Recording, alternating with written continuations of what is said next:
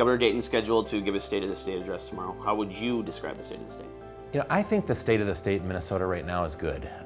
We have seen one of the best turnarounds in our state revenue in a 3-month period, probably in history. From the November forecast to the February forecast, the revenue for the state improved by about $600 million. And since, we've actually received about $30 million additional just last month. So that means Minnesota's economy is growing based on policies that were passed in Washington and here in Minnesota by Republicans. We put more money back in Minnesotans' pockets, and that's helping the economy grow, and it's a win-win for everyone. And what do you hope to hear in his address? Well, I really hope that there are issues that we can work together on that Minnesotans face, big problems that still need solving. The MNsure health insurance crisis in the state of Minnesota is still really affecting Minnesota families. We're seeing families still that have $3,000 a month premiums for a family of 4 for their health insurance with a $13,000 deductible. As far as I'm concerned, that's not even health insurance. People can't afford that, and I think we can do better. We need to give them the options and the flexibility to purchase a health insurance plan that's right for their family. I think that has to be a bipartisan effort, and I hope the governor is ready to roll up his sleeves and kind of cut bait on some of the policies that we now have seen have not worked for Minnesotans. And what the governor says is obviously important, but can how it is said affect the rest of session? Well, obviously at the end of last session, we had a bit of a tough relationship with the governor when he line item vetoed the funding for the legislature. He since has realized the error in his ways and reversed course, and he has now signed a bill funding the legislature without any of the things that he wanted to renegotiate, if you will. So I think that sets the tone for a good relationship through this session. But I think what he says in the State of the State is important, because if he takes an adversarial tone, it doesn't set up a good working relationship as we work through session.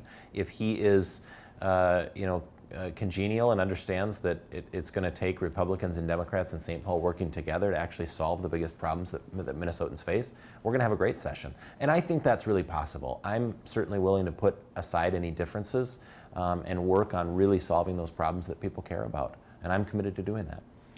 And I'd like to get your thoughts on 3 potential key issues in 2018. MNB projected $329 million surplus.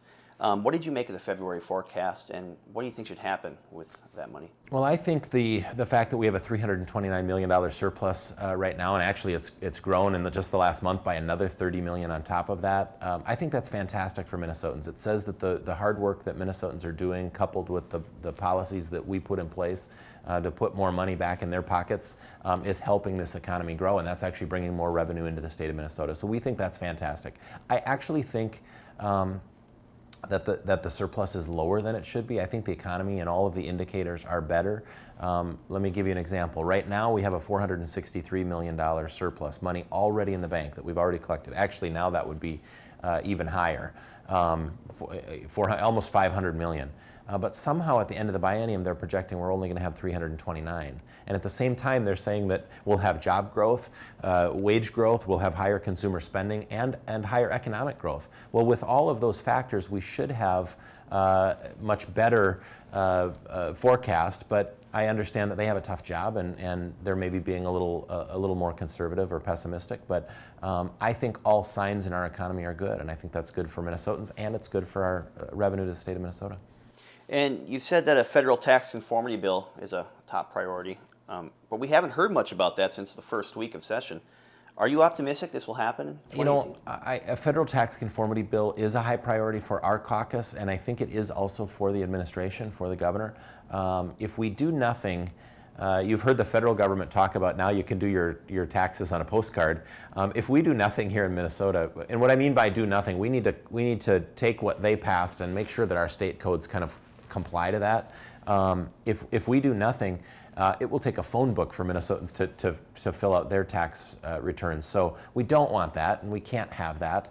We also don't want any unintended consequences from the federal bill. We want to make sure that Minnesotans get to appreciate the full tax relief and the full benefit of the bill that the federal government passed, and make sure that in the process, we take a look at our own tax code and make that more competitive so that people can really appreciate that tax relief that was intended for them.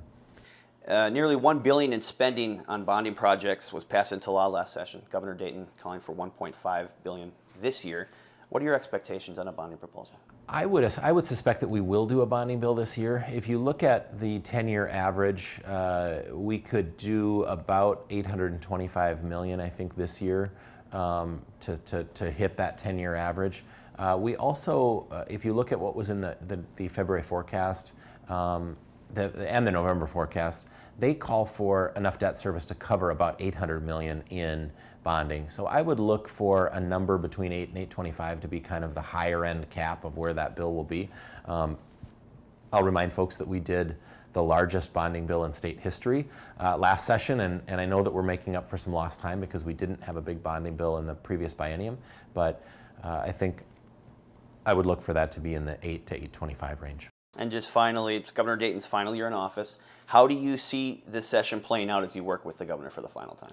Well, I think there are opportunities for us to work together, and as I'm going to do, or as I have done, I will continue to do, which is to focus the conversations on the biggest problems that Minnesotans face, and how we can work together to solve those problems, to put real solutions in place that will actually solve those problems. And then also let's look at what opportunities do we have to give Minnesotans the opportunity to be more successful, whether that's get some outdated bureaucratic red tape out of the way so Minnesotans can be more successful, or kind of removing burdensome regulations on people like the MNsure Obamacare debacle, which we know now has been a failure and has cost Minnesotans so much more for their insurance premiums.